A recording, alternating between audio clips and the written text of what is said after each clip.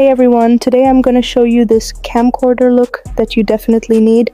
It's one of those effects you don't want to miss. Grab your clip and you can either apply the effects directly to it, or if you're working with a whole sequence of clips, you can use an adjustment layer like I'm doing.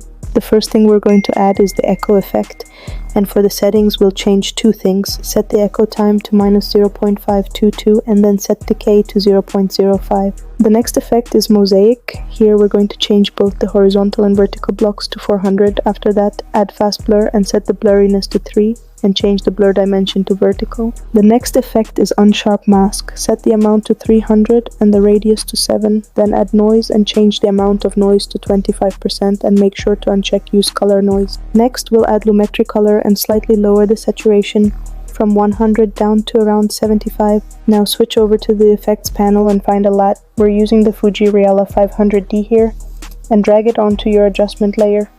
Go back to effect controls, and under the creative section, lower the intensity to about 60. This gives it that classic 2000s washed out look. The second to last effect is transform. Here we're just going to increase the scale to 130. It would look like it was shot on an old school camcorder. Finally, we'll add a crop effect and trim about 10% of both the right and left sides.